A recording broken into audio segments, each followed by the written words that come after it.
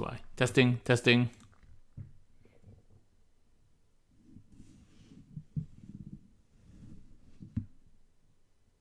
There we go. It's always the silly little mute button on this Blue Yeti. Always gets me. Welcome everybody to CanHammer TV, your source for 40K from the Great White North. I am here tonight with a exciting show for Custodes Tactica Part 3.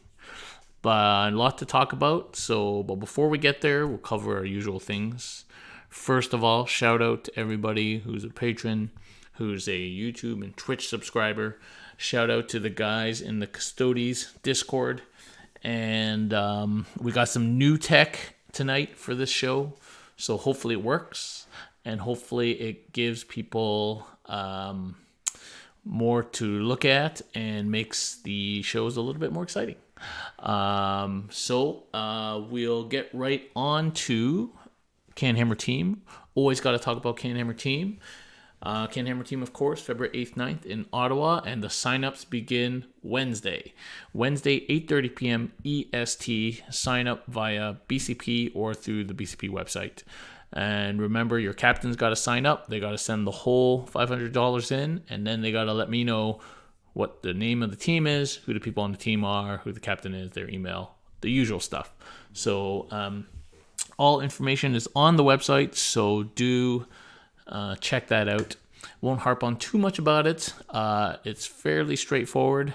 5-man teams, ETC style. It's going to be good. Ottawa, your ticket includes both days' lunches, 5 rounds. It's an amazing event. Do come. So I won't harp on too much about that. Last week we talked about PMP. Of course, the next PMP is coming up in 3 weeks.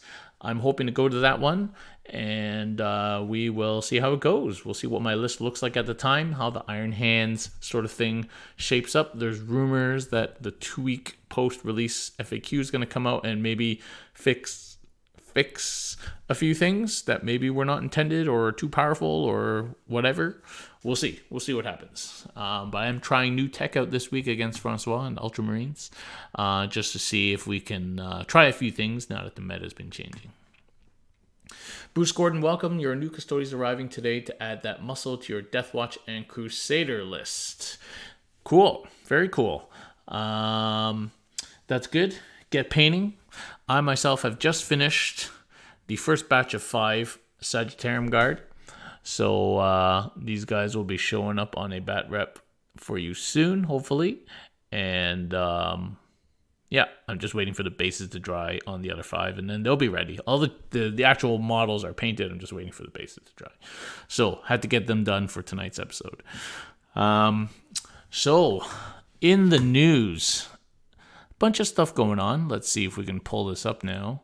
So we've got Games Workshop announcing a team up with Marvel to make comics, which is pretty cool.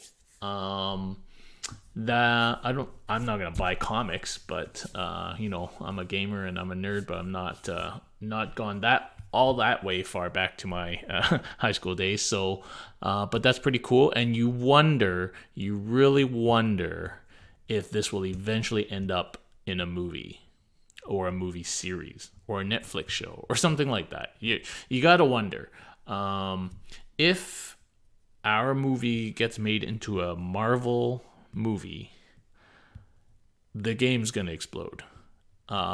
A lot of people will just watch it because it looks cool and it's a Marvel movie, right? Even if they never heard of Warhammer before. So watch out. That's a crazy collaboration, and God knows what's going to happen with that. So that's pretty cool. Next thing, of course, today was announced the new Drazar model. This, of course, is the person who tries to fight the one that was released last week, Jane Czar. So there we go, a new Drukhari model. I know that Skari literally shit his pants when he saw that model. It's pretty cool, but to me it kind of looks like every other Dark Eldar HQ. So, but it's cool. I gotta admit, it's a nice model, and it's pretty cool. I might pick it up for my Drukhari army. What else? We've got the Battle Sisters Bulletin. Of course, Battle Sisters getting close. November was supposed to be when it's out.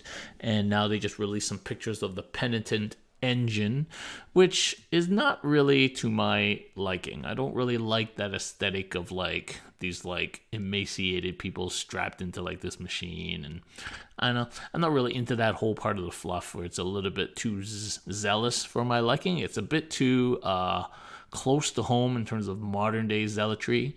I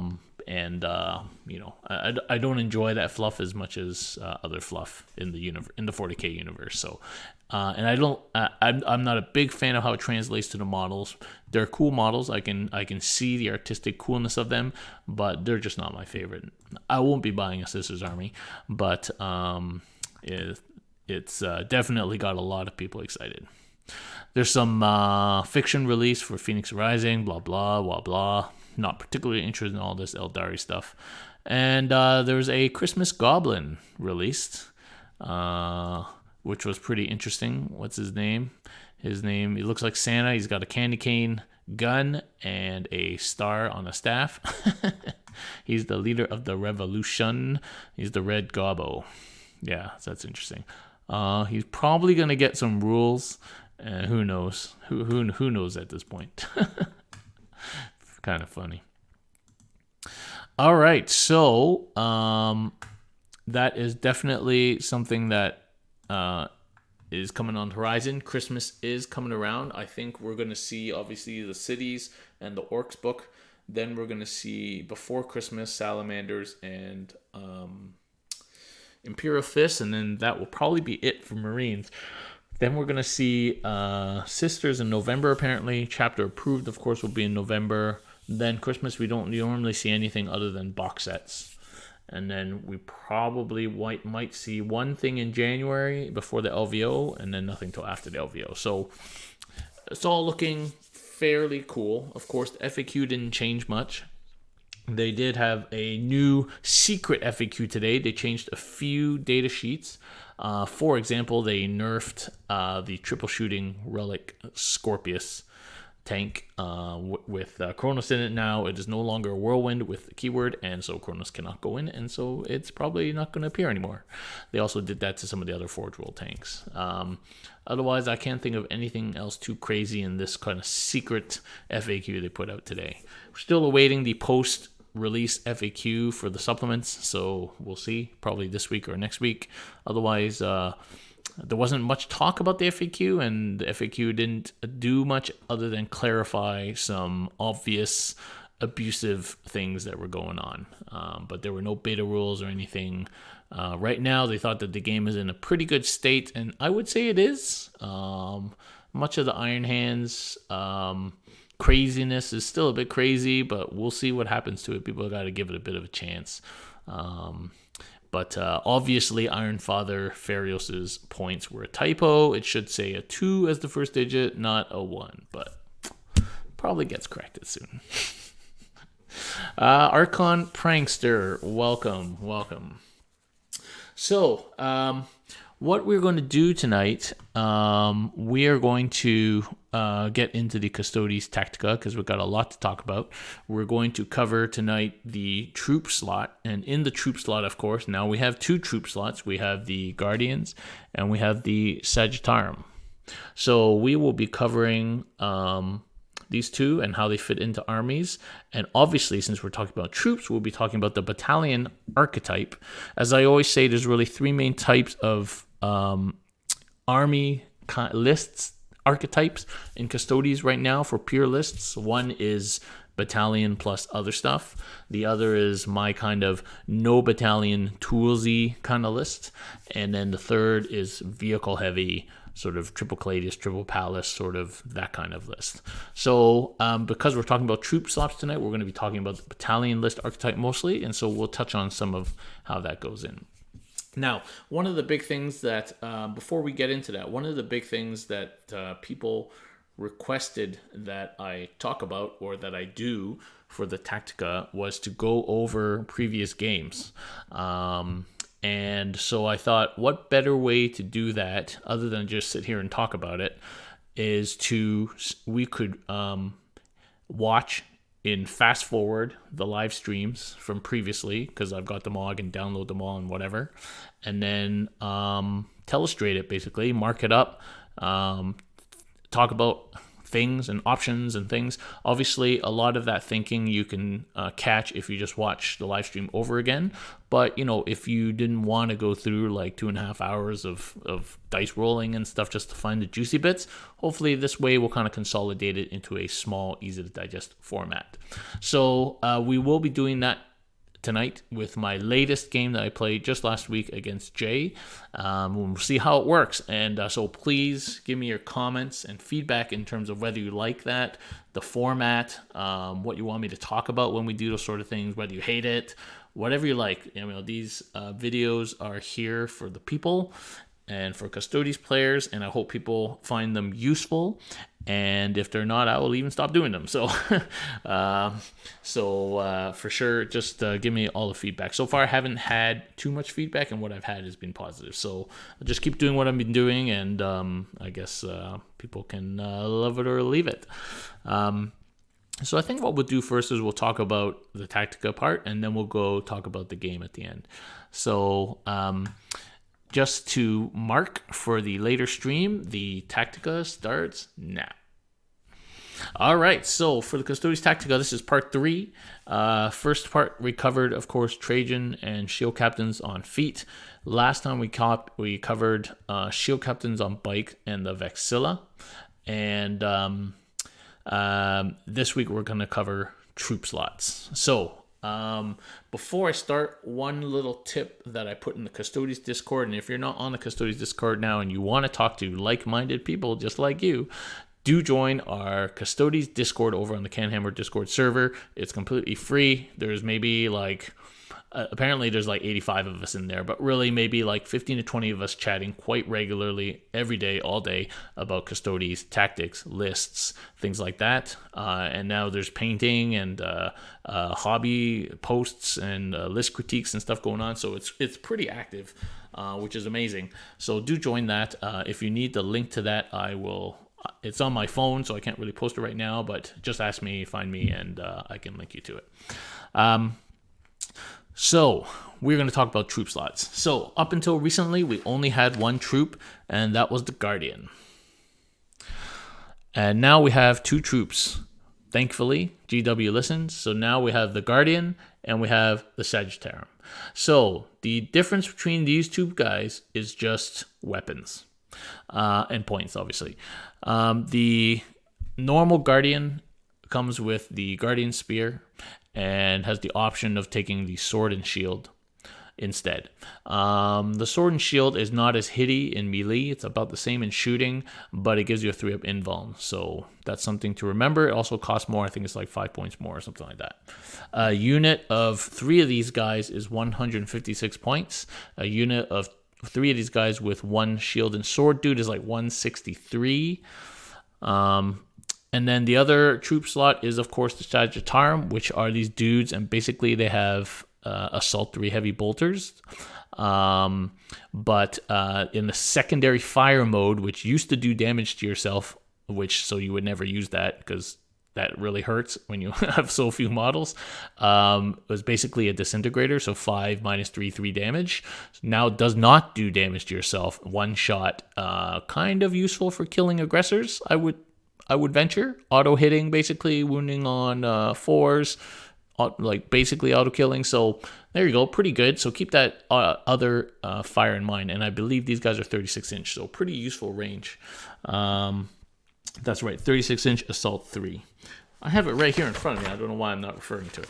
And so a unit of 3 of these guys base is 150 points. They're 50 points each. So it's actually cheaper than a Guardian unit. So these guys, I feel like, are the new standard for battalions. Unless you're playing ETC and you can't run Forge World. For whatever reason, they refuse to change that. Anyway, because they're cheaper, they're just about as strong they are as strong if you don't run someone with a shield. There's no option to run a shield with these guys. So, and they are probably more useful because they have longer range and shoot better. So that is definitely a thing. Now, The caveat, of course, that's them base. You must run these guys with Misericordia. At least 2 of the 3 of them, or a majority of the guys in your unit, because they have no close combat attack profile. So they're hitting at strength 5, AP 0, 1 damage. You might not even get through 10 guardsmen like that. They still have a good number of attacks, 3 attacks, and so they might get through 10 guardsmen just from sheer weight of no AP attacks, but you've got to run at least some Misericordia in your unit, which adds cost. So 2 out of 3 Misericordia will put you up to 158. That's only 2 points more in the Guardian unit. That's still worth it because you do not want these guys to get wrapped and stuck. But with Misericordia, they will wreck anything that probably wants to get that far and wrap these guys. Especially if you're going to play these guys more aggressively and push up the field with them, you don't want them to be wrap bait by having them suck in melee. So do put Misericordia on that. Now, what people have been doing is actually running these guys in groups of 5. I believe that's the max. Yeah, so 5. And so that with all Misericordia is like 270. So that's expensive. So now you're running a battalion, let's say 5, 5, and 3. That's like 540. 540. So that's almost 700 points for your battalion, right? And we'll get to that in a minute. But I would say a nice way of running a battalion these days would be so you're basically running mostly a foot list. So you'd run a min unit of these guys, maybe 1 shield to be your engineers, sit at the back the whole game and do nothing. It's an expensive way of doing engineers, but that's what you got to do when you're Custodes player. You could just run 3 of these guys in the back with Misericordia, but then it ends up costing you like a couple points more. Probably not a big deal, and they might be able to shoot more, but they can't shoot anyway as engineers, so so you run 1, and then you run 2 other units, probably Sagittarium, 5 and 5 Sagittarium. That might be a nice basis for your battalion. Of course, as we've discussed earlier in the previous Tactica with Trajan and a Shield Captain and a Vexilla. That's your basic over 1,000 points of Custodes as a battalion. And so if you're running foot lists, probably you're running a battalion, and that's what you should probably default to these days is the Sagittarium. Now, let's say you don't like Forge World or you don't want to make Forge World. By the way, these guys are just Guardians with Forge World sprues that gives you the head and the gun and the arms. The rest of it is just plastic Custodian Guard model. So if you have Custodian Guard, you could just magnetize and then just buy the it's just an upgrade sprue basically, so then you can switch around. So that might be a cool thing to do. You can switch the heads or not, depending on whether you like the plumes or not. I kind of like these heads, but I like the plumes too, so there you go. So keep in mind, these are not whole Forge World models. They are just literally Custodian plastic models with Forge World arms and a head. So if you didn't want to do that for some reason and you just wanted to run Guardians, how are you going to run these guys? So there's 2 schools of thought, really. Depends how much you want to invest in Guardians. Number 1, you could run them min. So you're just running a battalion for 5 CP basically and some objective sitters and some basic screen. I do not like that, as people already know, and that's why I run the list that I run. But this is, I feel, it's just an expensive way of getting 5 CP and objective sitters and screens. If you're really going to do that, just break out the Rusty 17 or the Loyal 32, just do it. Save yourself the hassle. Those guys are going to cover more space. They're going to screen better. They're going to move faster and cost you way less points, and you can spend those points on other Custodes stuff that's actually going to do something. So, it pains me that there's 156 points sitting in the back. If you really want something just to sit in the back, you could just buy an Achilles Dreadnought for 140. It's I think that's pretty cheap, and he just sits in the back. Or buy a Palace Tank, and the Palace Tank just sits in the back. There's other things that are cheaper than 3 of these dudes to just sit in the back. Of course, you could have a min unit here as engineers, and it's probably going to get you 3 to 4 engineer points almost every game. So that is the one advantage of having 3 dudes just sitting in the back. But still an expensive way of doing that. On the upside of that, of course, 3 of these guys, unless you have some pretty good indirect fire, are probably going to just sit there at the back the whole game and not really get disrupted. And they can fight their way out of a backfield attack. So, that's probably pretty useful that way. So, So that's probably what we're talking about. If we're running Custodian Guards, we're running mostly spears and then sprinkle in some shields for longevity, tank those crazy big hits on the 3-up invuln, and take the rest on armor save. So that's probably a good way of doing it. There's the other way that you could have a bomb. So you run kind of 2 min units and then you run a bomb of Guardians. So, 6 to 9 Guardians.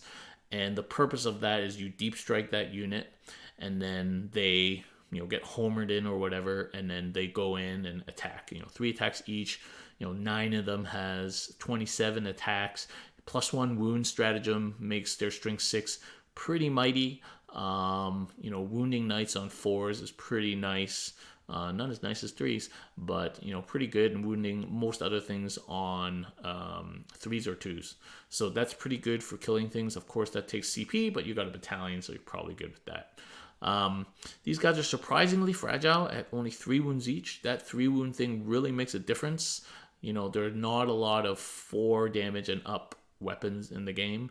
So being 3 wounds really can eat, not only eats, 3 wounds, but also eats the 2. Eats 2 damage hits. There's a lot of 2 damage out there right now. So 3 wounds is okay. 4 would be better. But that's something that some people have been running. This is sort of Guardian Bomb with the +1 wound stratagem. It's probably not super good without the +1 wound stratagem because they don't reroll wounds like bikers do. And you definitely want the rerolls there with your captain and stuff. So that's a hefty expenditure of points, and there are probably better bombs with less models, so you can fit them all in and do more damage to tougher targets like Aquilon, Alaris, Wardens. So I don't think the Guardian Bomb really has a lot of legs at 52 points each. I think now Wardens are coming down to a competitive price, and for less models, you do more damage against tougher targets. So I don't think running the Guardian Bomb is really the best way to go, but for sure, if you have a bunch of Guardians, you could do that. So that's kind of Guardians. Sagittarium as a unit of 5, of course 5 is the max. They're putting out 15 shots at 36-inch range assault, so they can advance and still shoot at a -1. And with a captain nearby, that's not a big penalty. It's 5 -1 1, so that's some decent shooting. That's wounding the Gravis armor on 4s and putting them to a 4-up save. So you're gonna put some damage on those guys, although now with 3 wounds they're a little bit harder to kill. And of course that would be 5 shots at strength 5 -3 damage, so that's pretty nice. That's basically like a Ravager, like 2/3 of a Ravager, except Ravager I think is only -2.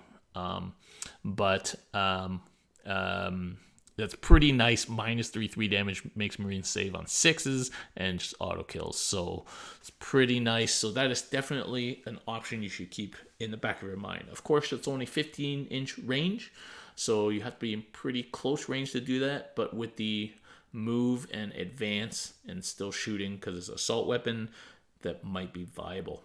So keep that in mind. So the Sagittarium are looking really like the new standard for see you later, Archon. The new standard for running battalions is the Sagittarium.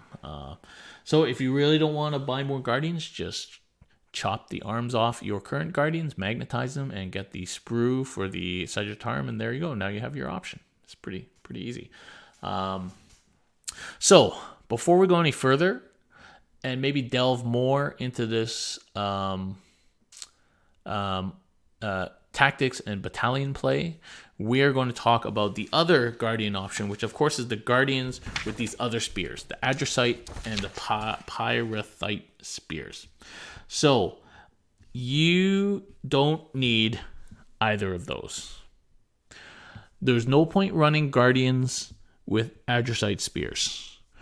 They are more expensive than Sagittarium and have the same shooting, except with 18-inch range instead of 15-inch. But it's still 1-shot assault, 5 -3, 3 damage.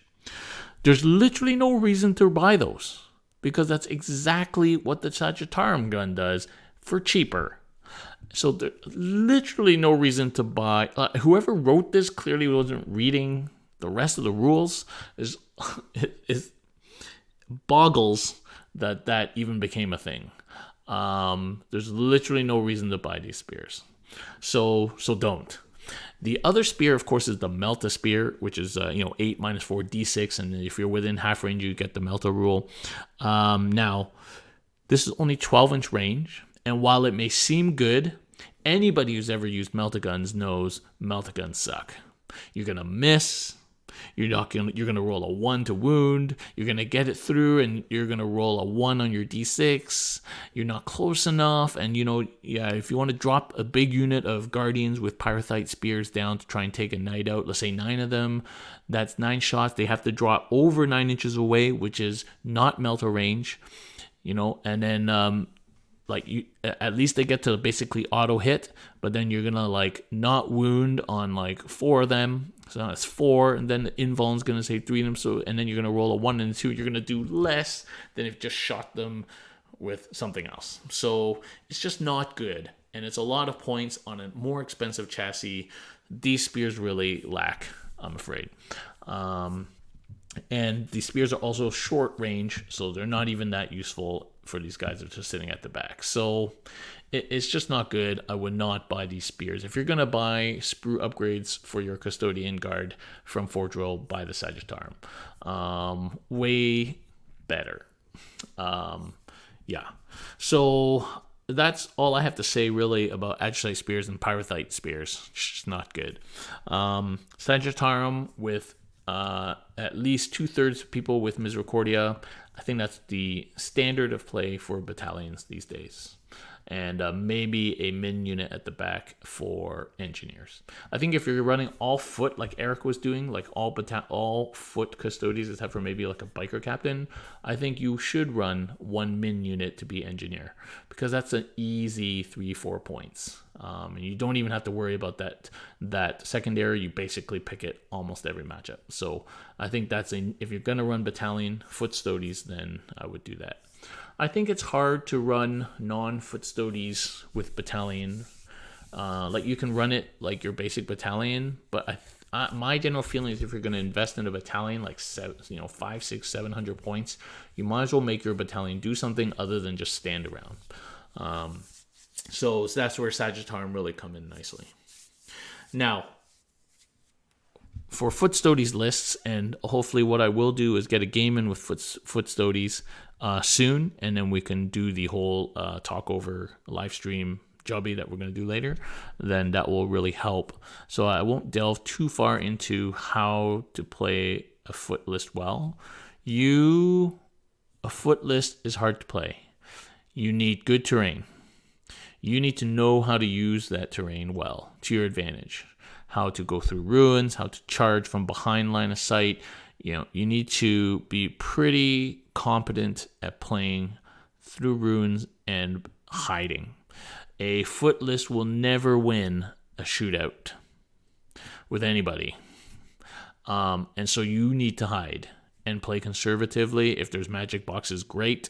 If there's not, you need to use what terrain and what runes you have. If there's not a lot of runes or terrain, you're kind of screwed, and that's really why I don't like foot stodies. But you have to learn to play that conservative style of play. And then use the terrain to your advantage. We're going to see in the game later how you can use the terrain to your advantage. But you need to know how to wrap things. You need to be super up on your combat movements, how to do charges, how to do pile-ins and consolidates and wrap people, how to use your pile-ins and consolidates to tag tanks and other models. So the last game that we're going to go over today on the live stream I'm not going to call it a masterclass in movement, but it's definitely some things in there that you really need to know to effectively make foot stodies work. That little heroic intervention little trick in turn 3, turn 4, that was key to locking that game down once and for all. So you really got to be good with your movement if you're going to play foot stodies. You cannot be careless. If you leave one dude with his arm sticking out, that unit's going to get blown away. You got to be good and checking all your line of sights and stuff. That's really the only thing I'm going to say right now about playing foot lists. If you choose to play foot lists, You better be good at your movements. You better know the ins and outs of combat movements, pile-ins and consolidations and charges and things like that. You better know how to use terrain and hide and play a conservative game. If you want to play an all-out game, you don't want to play foot stogies. You probably want to play all bikers. It's a very mental game of 40K, usually kind of low scoring, but you need to play that way in order to succeed with a foot Custodes list.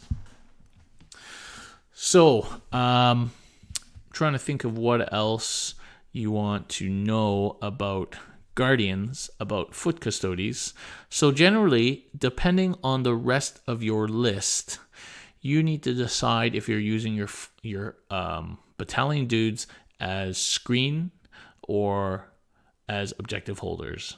And they can sometimes be both, but not often. It really depends on the rest of your list. So if you're running a battalion and then you're running like Aquilons, kind of like Eric's doing, you really need your battalions to pull their weight.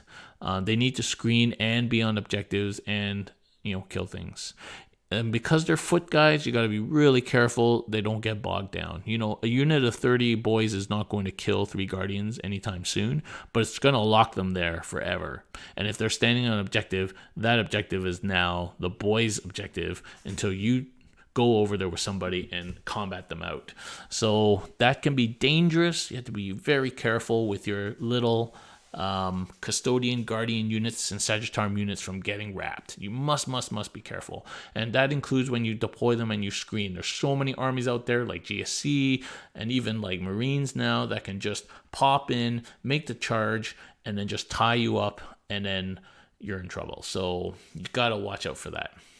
Fricky, welcome from Finland. Welcome, thank you for watching. That's the crux of how you have to approach that game. It's really made in the deployment, and so you have to make that conscious decision and think about what the opponent wants to do to you and to your model. So you have to keep that in mind. Fricky says his Sagittarium kit is coming in tomorrow. Excellent, and that's great news. I think everybody will be happy that GW listened to us. Okay, so if people have questions about the troop slot, please post it in the chat. You can chat on all 3 platforms, and I will answer them as we go. What I'm going to do now is we're going to talk over my last stream game. So, wish me luck. Let's see if this works. All right, so right now you should see at the top right of your screen, basically that's the stream from last Thursday night's game against Jay. He was playing Imperial Fists, and I was playing my usual list. The only change I made to my list was I had like 30 extra points, so I put 3 fire pikes on my Aquilon, just to see if they might be able to do an interceptor against some cheeky grav guys or that sort of thing. So I think I kind of like that. I don't mind the mixed weapons in the Aquilons, maybe 2 or 3 fire pikes and 2 or 3 Lastrum bolters. I think that gives the unit more versatility as opposed to being so polar as to all flamers or all not flamers. So if you have that, those are my flex points, kind of like 30-32 flex points. So I kind of like that. So that was kind of cool, and that's pretty good for killing Marines and stuff too. So that was a nice little change there. And then I threw a Misericordia on my captain or something, which I completely forgot to use. So his list was basically the Primaris captain, which he promptly made a chapter master, auto spend of 2 CP. Oh my god, rerolling all hits now instead of failed hits, like so good. Basically made the Vexilla a bit useless. And then a lieutenant, and then the new chaplain. The litanies of hate are ridiculous. And then a tech marine, because he was running 2 rhinos, 2 pods with 8 grav, and then 2 Leviathan dreadnoughts. And then he had a smattering of tactical marines, as well as a contender dreadnought with some heavy bolters, which didn't do much the whole game. So that was basically his list. I was running my usual Valoris, Biker, Vexilla, 5 Aquilon, 5 Bikers, 2 Caladius, and 2 Palace tanks.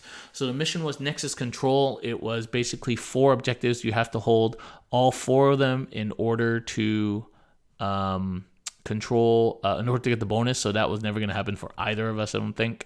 The deployment was table quarters. So Jay was up here in the top left and I'm at the bottom right, and I'm going to out deploy him so I get to get the +1. And so secondaries wise, I picked recon and butchers because I can kill a whole bunch of marines easily with Caladius tanks and stuff like that, and I expect to get butchers pretty easily. Recon I'm always getting pretty easily, especially in this deployment with palace tanks and things like that. And then for the last one I picked big game because he had 2 rhinos, 2 leviathans, and 2 drop pods. So I knew at least I was going to get 2 out of 4 for killing 2 drop pods. And then probably rhinos are fairly easy to pick up. Then there's the Relic Contemptor and then the 2 Leviathans, which I knew I'd have to kill at least 1 by the end of the game. So I was pretty confident I would be able to get 4 points off Big Game Hunter without without conflicting with Butcher's Bill. I thought about it for a second and then I kept it. Jay picked Big Game, which he actually ended up getting 3 out of 4. He picked Gangbusters, obviously, which is an auto take against my army, and he picked what was the other one he picked?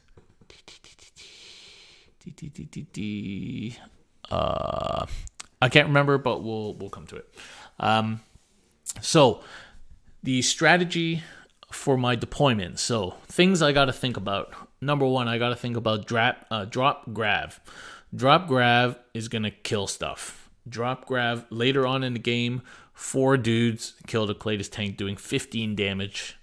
And so drop grav kills stuff. You gotta watch out for drop grav. So that's one thing that those 3.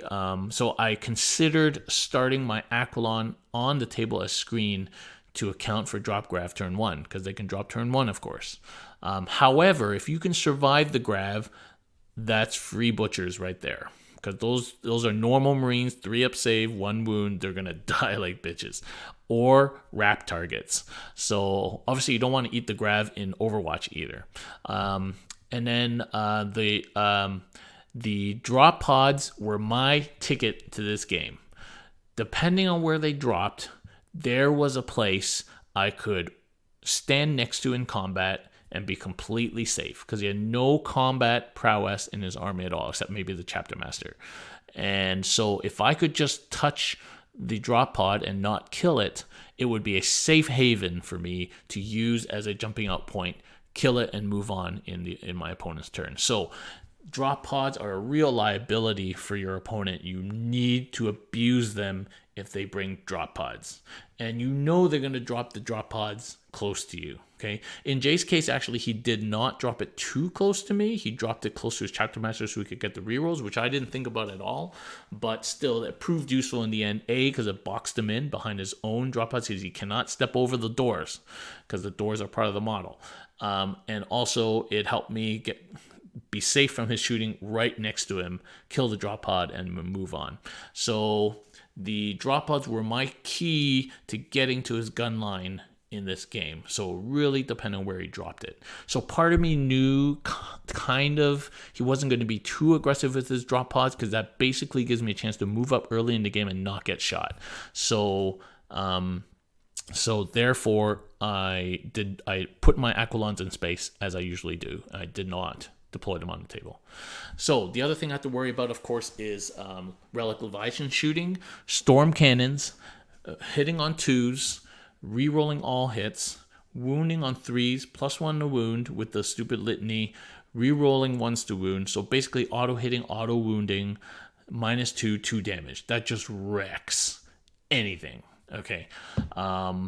So I needed to be out of range. So they move 8 and they have a 24-inch range. So it's a 32-inch threat range there. They can't advance and fire, all that sort of stupid shit. So you have to measure out. So I needed to keep my Caladius tanks safe I need to keep anything that I could safe from Leviathans. They would kill everything. But the other side of it is I needed to screen out drop grab, because if I didn't screen out drop grab, they could just drop down and kill my Caladius turn 1, and then it's basically game over. So there was this conflicting thing, and so I made a conscious decision to put my Palace tanks out in harm's way in order to push the drop grab away, and then put my Caladius tanks way in the back. So you'll see here, we're going to start the stream rolling here.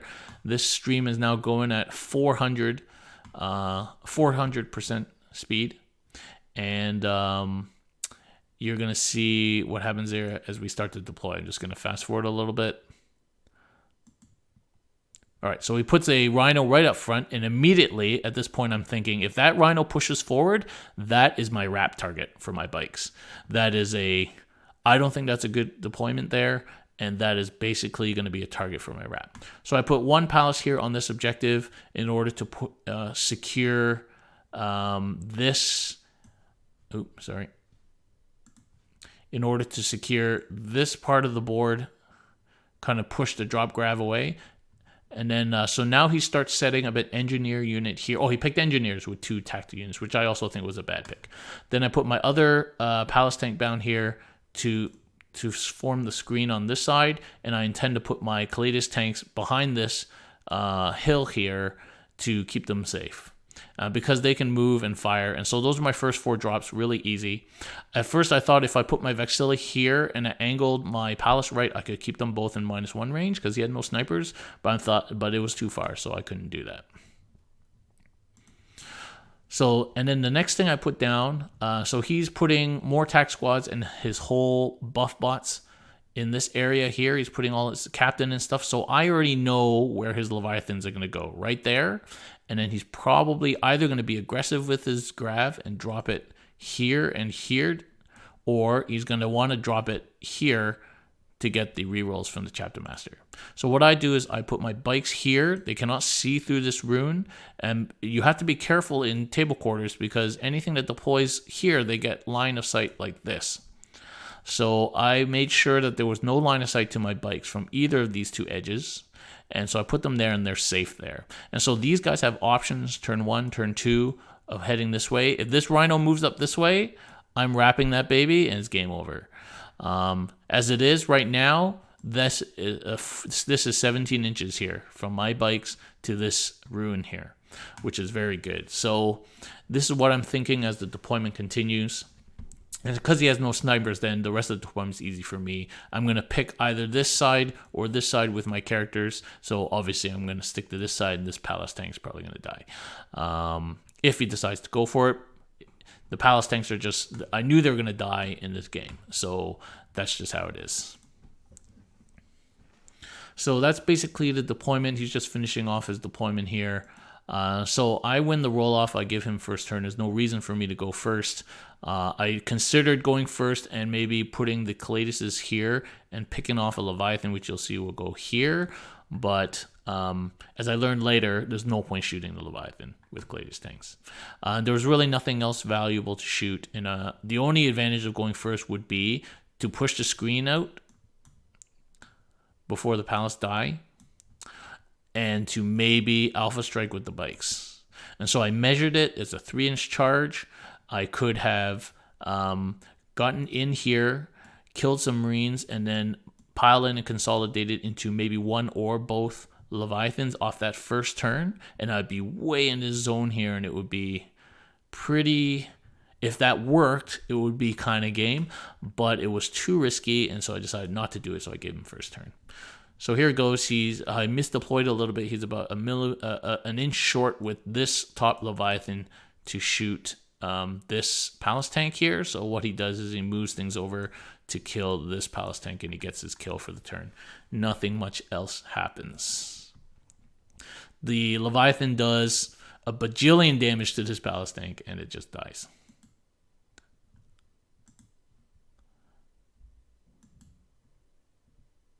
All right, so my turn now. So now I'm thinking, okay, do I do this? My turn 1, do I do this? Do I be aggressive and go? Or do I sit back here for another turn, lose this Palace probably, and not really accomplish very much? So I decided to just go for it. and it's a 3-inch charge. With the 3-inch charge, I can easily get into the Marines, and 6-inch between pilot and consolidate, get into these dudes. With a longer charge, I'll easily touch Leviathans. Do not want to charge Leviathans. With full rerolls on Overwatch and +1 to wound from the litany, which applies in your turn too on Overwatch, you definitely don't want to be doing that. So thinking about it, and I decide. So I think that's still his turn. Yeah, because he's moving his Leviathans up here closer to me, which is a mistake, I feel, but they are short range, and just to kill this Palace. Okay, so my Palace Tank's gone now. Okay, so that's his turn. So now it's my turn. Now I'm like, what am I going to do? Okay, so I make the move, the bold move, which I think was the right move. I don't regret that move. It was a 3-inch charge. I do not regret that move, and I move my captain up to support them as well. And the captain next turn can come here, or go here and tie up some more Leviathans. So I do not regret that move at all. I move this palace up here to hide in the ruins and still keep this objective for a hold.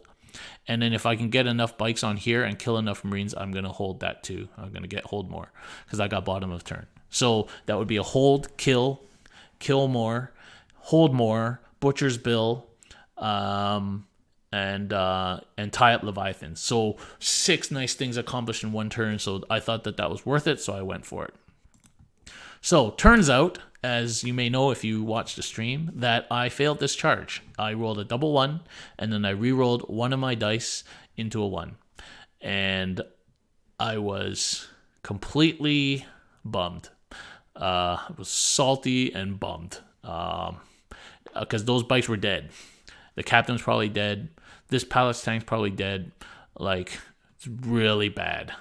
Really, really bad. Now, somebody calculated it as a 0.04% chance or something like that of happening, but it happens. It's a game of dice, and so maybe that was the wrong place, but I still think that was the right play. You got to play the odds, and if you can't play 0.04% odds, what odds can you play in a dice game?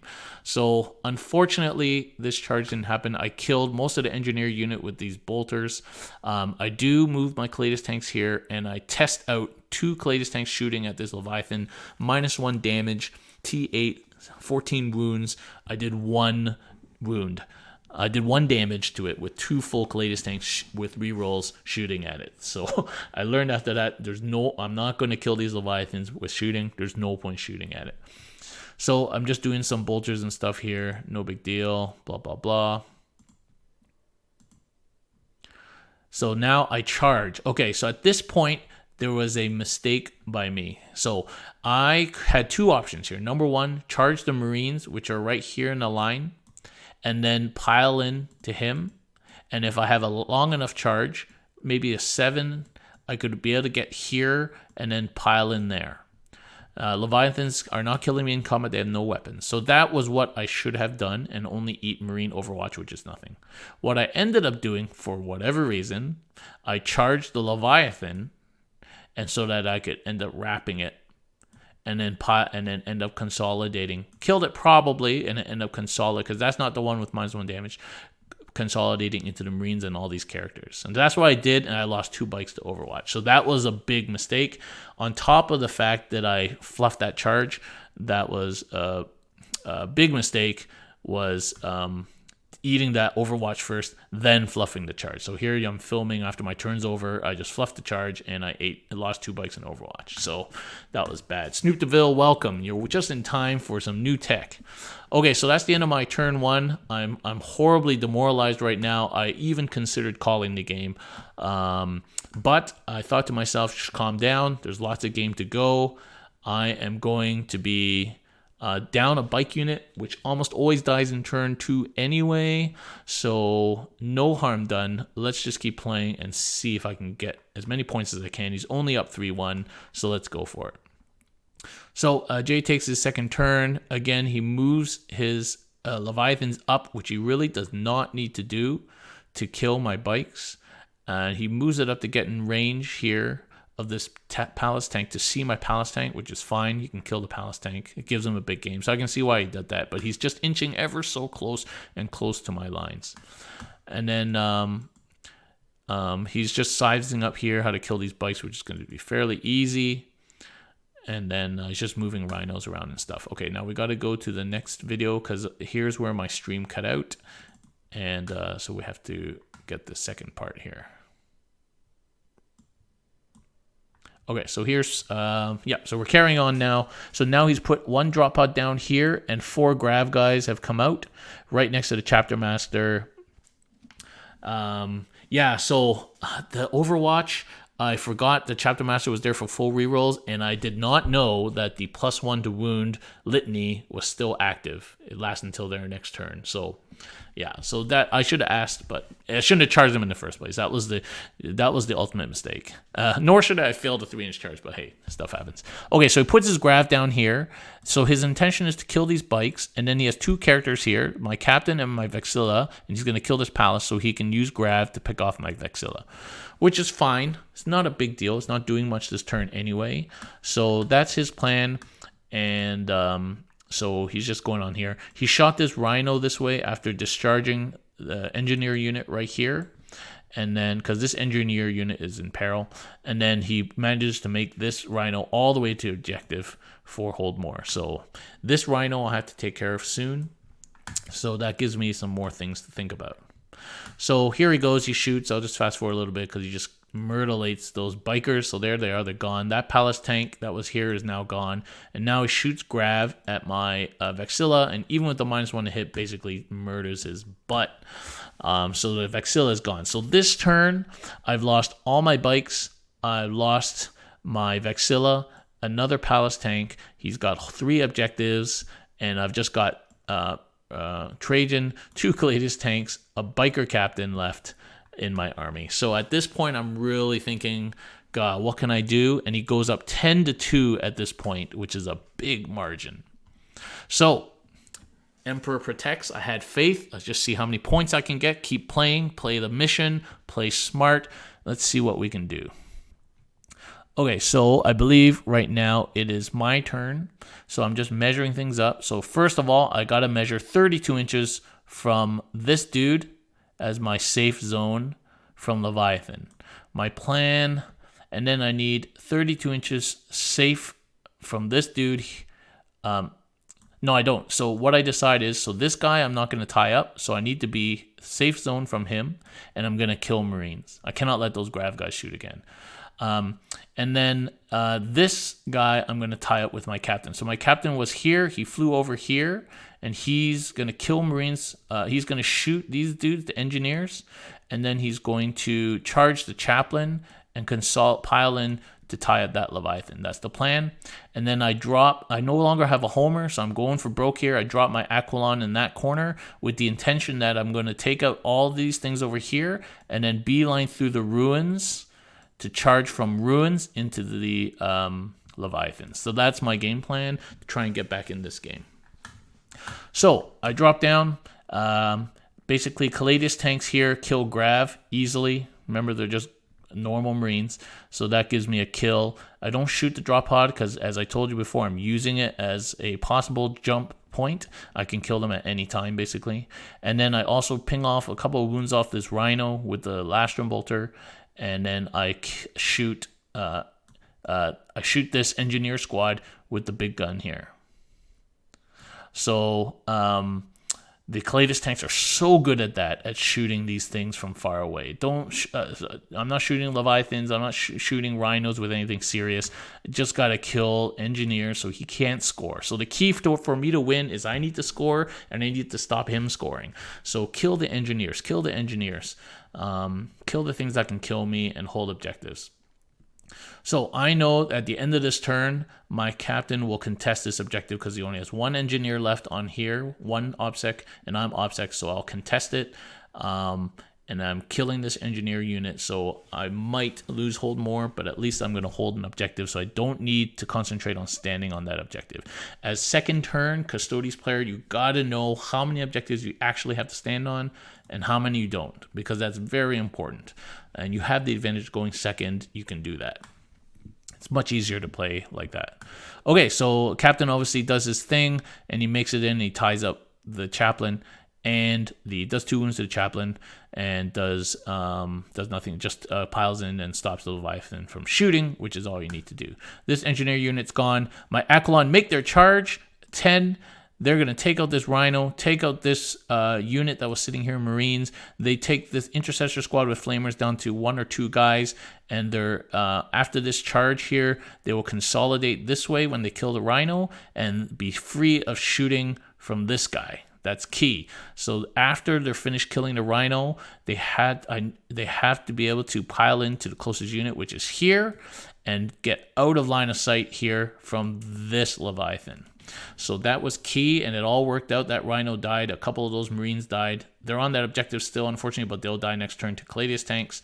And then these guys are in a nice line here, hidden from line of sight. Gonna wipe out this last Intercessor next turn, and then next turn they're going through here. So I don't know if Jay saw that move or not, but he really should have moved his Leviathans back at this point to keep them alive and not be tied up, but he did not.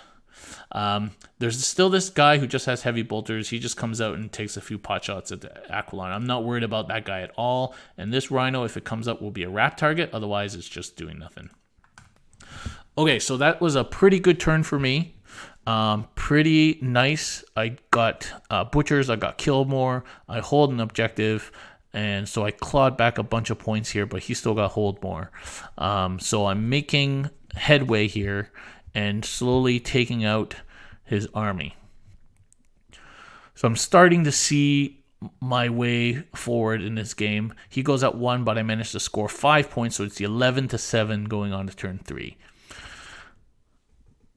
So now that my turn 1 debacle is behind me, it's looking pretty good. So now Jay is running out of options. So he has to fall this Leviathan out, because my captain's here, and none of these guys are going to kill this shield captain. So everyone has to fall out so that they can shoot the shield captain. Shield captain's going to die. I accept that, but he's done his job. He's helped kill these engineers, and he has slowed down this Leviathan for a turn, and then he's going to die. Now, Jay, as I said, he should have done this, but instead moves it this way and moves this guy up to deal with the captain instead of just staying there. Or like inching forward a little bit. So that was a movement mistake there by Jay, that now he's put these Leviathans in a nice proximity right next to each other so that they can be piled into. Oh, the one thing I did in my turn that I didn't mention, so Valoris was here. He moved into here to hide, but also to get me recon. So Valoris got here, shield captain, Aquilon, Custodes. So that got me a recon point. Because I knew if I lost another unit or 2, I would no longer be able to get recon just because I don't have enough units. So I had to get a point of recon, and that was great. It helped hide Valoris, it helped set him up for next turn, and it helped get me recon. All right, so Jay's fallen everything back. He drops his second grav unit here, which is perfect because now Valoris is an easy charge from that drop pod safe haven. He drops his grav out, which is a great little target for Butcher's Bill right there because he wants to kill this Custodes tank, which he will. Grav is gross. So many shots, rerolling wounds and damage. Oh, so gross. For 1 CP. Full rerolls from the Chapter Master, reroll 1s from the Lieutenant. Oh, it's so gross. Okay, so there we go. We got the Grav coming out here. They're going to take out this Custodes tank, but now they're going to be targets for Custodes and for Valoris. And then I'm ready to come through here. Now there's 2 juicy targets right there that I can charge into without taking Overwatch. Jay is rolling super hot this game, and I'm not rolling hot at all, but that turns around, as it always does. You just got to keep playing. Just ignore the dice. So he, on only 5 wounds, does 15 damage. He rolls all 5s and 6s, and this Custodes dies. I just remark at this point that I've never lost so many models before by like turn 3. Okay, let's fast forward a little bit because that's basically his whole turn. He takes the Custodes off. He kills this captain pretty easily, and that is his turn. So he scores a hold, a kill, and another big game, and an engineer. He has 1 more engineer dude there. So he scores another 4 points here, which is unfortunate, but unavoidable to set up the next turn, which is the game-winning turn, I feel. So, He scores another 4 points, so he goes up 15 to 7. There we go. Okay, so my next turn. So here's my plan. All right, these guys, we pre-measure and we agree that this is a 7-inch charge to the first Leviathan. I move these guys up here, still in flamer range to take out that one intercessor and to take out these 2 Marines here. This Custodes tank moves over here to start heading for this objective. Oh, no, sorry. Yeah. So the Custodes moves up here just to get me a hold. Because if these guys fail to charge, I don't hold anything. So he moves up here to hold, but also lets him to kill these Marines and also to kill these Marines. All right, so that Custodes is going to do both of those things. Valoris comes out. He's about a 6 or 7-inch charge from the drop pod. Okay, important not to charge the grab. So the grab dies here to Custodes very easily. 2 of these guys die to Custodes. I kill this last intercessor. Don't kill this last intercessor. I just leave 1 wound on left on him, which is unfortunate. And then the key charges here. So I'm still shooting these guys. The key charges are Valoris into this drop pod, safe haven, which he makes. And then these guys do make it into both these Leviathans. I don't think I'm going to kill them all because one of them is going to be -1 damage, but I'm going to tie them up. And they really have nowhere to go with these 2 drop pods here, and there's like Marines and stuff back there. So it's getting squishy for Jay, and so making this charge is basically the game winner here. And then the other thing is Valoris rolls a 10, so he manages to get all the way to this side of the drop pod here.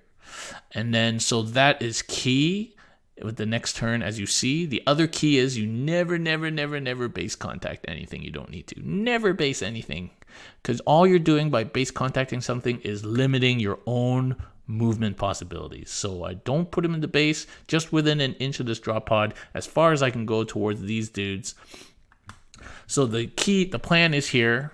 If Valoris can kill this drop pod in 1, he used his moment of shackle already, then he can consolidate right here and tie up, and we'll be able to trap this Leviathan between us. That's the plan. Unfortunately, he does not kill this drop pod.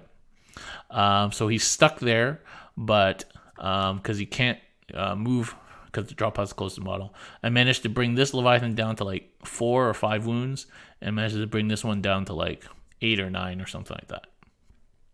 And so my line of Echelon is here, and I think they lose 1 guy, so they're down to like 4 guys. So this is basically my pincer move to win the game right here.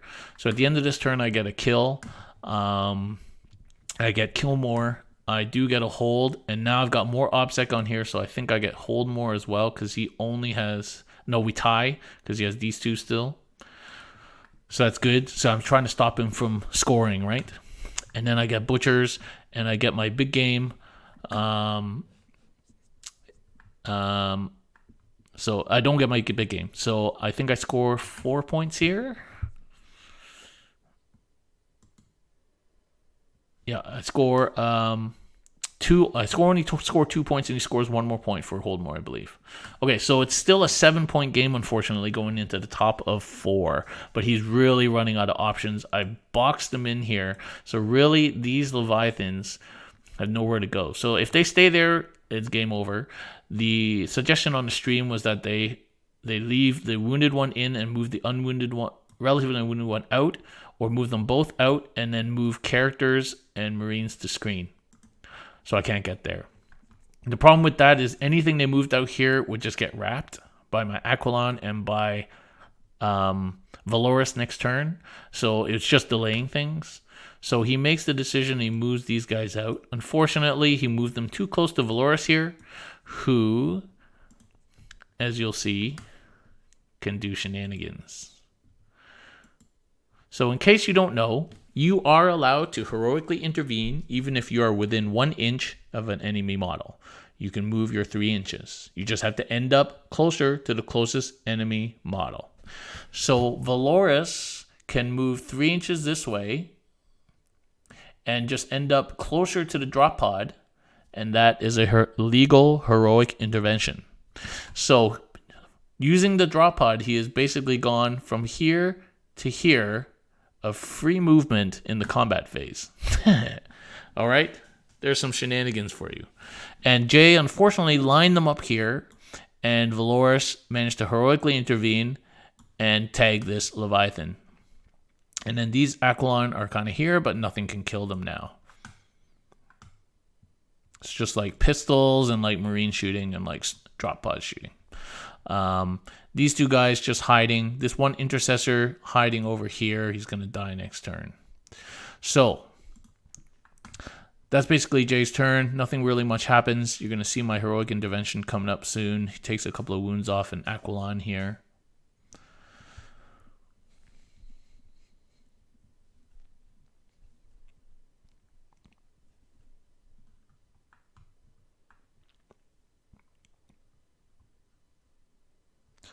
All right, I start filming the end, but then I forget, no, I have to do this. So then I go back and I do my heroic intervention. And then, of course, I get to attack with the heroic intervention. I end up doing 7 damage to this guy in his combat phase, and I take nothing in return. So not only do I tie him up, but I also half kill him. So now this guy's on like 5 or 6 because it got repaired, and this guy's on like 6 or 7. So next turn is going to be game over. So my turn 4...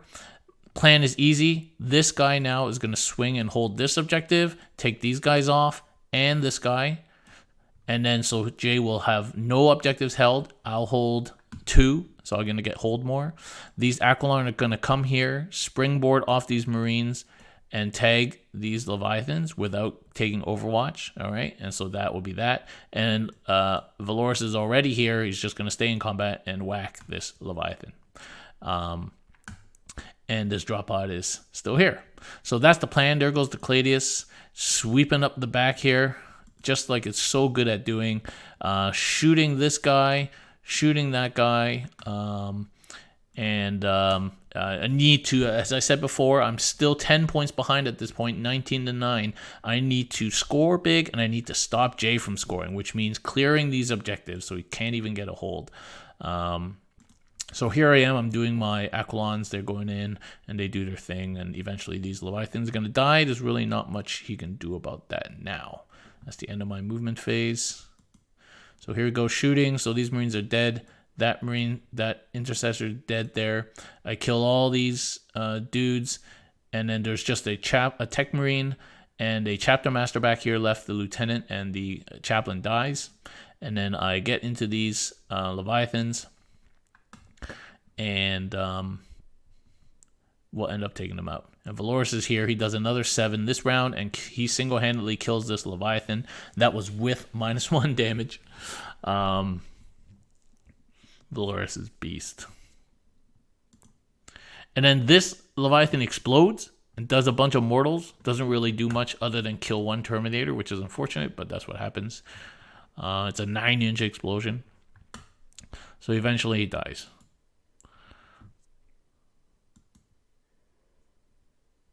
Alright, so coming to the end of my turn here. Let's see. Yeah, so at the end of this turn, I'm in full control. This Leviathan is down. Valoris is now here and still attached to this drop pod at the end of my turn, so he can't be shot. The Aquilons are here, touching everything here. There's just the Captain and a Tech Marine up here, the Chapter Master and the Tech Marine, and I score a bunch of points. So now it's only 19-14 going on to turn 5 because Jay did not hold. I got hold more and kill more.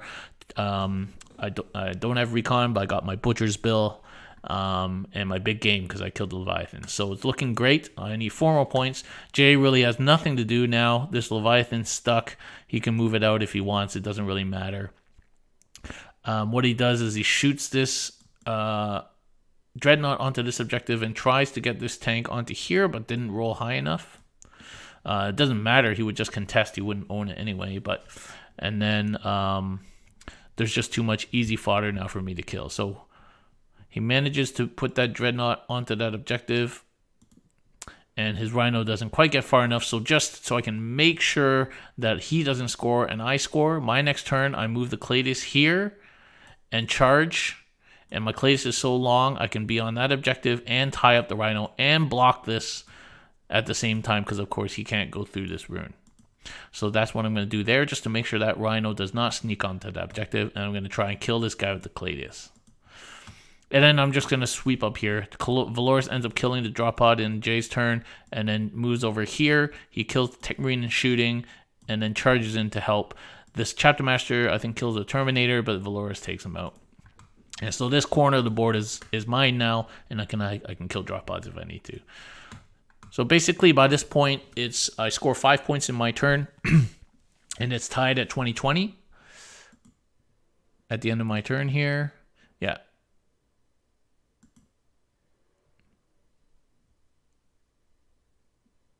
Yep, so there you go. So this Rhino died from Cladius, and then this Dreadnought survived with 1 wound left, and it's game over. So that's it. So guys, I hope you enjoyed that. It was a crazy game where I just took a huge knock turn 1 and turn 2. It lost like 60% of my army, failed a 3-inch freaking charge, and just felt really demoralized. But keeping the mission in mind and playing to your strengths and just using the terrain and playing smart, I was actually able to come back and win that game. Remember, it's a 6-turn game. Always goes to 6. Custodes are survivors. There's always people alive at the end of the game. Kind of gets stronger as the game goes on. So it's really important to keep playing, because if you play smart, you can come back. And so I hope you really enjoyed that stream commentary. I'm going to try and do that every week or every couple of weeks. That's it for Custodes Tactica for tonight. Next week for Tactica, we will be covering... who should we cover? Should we cover Alaris, Aquilon, or Bikers? What do you reckon? Maybe we cover... let's talk about Terminators next week. We'll talk about the Alaris, and we'll talk about Wardens, even though they're not Terminators, and we'll talk about Aquilon. So that's what we'll be doing next week. We'll be talking about the Elite slot, basically. And next week, we'll see if we can go over another game that I already played before.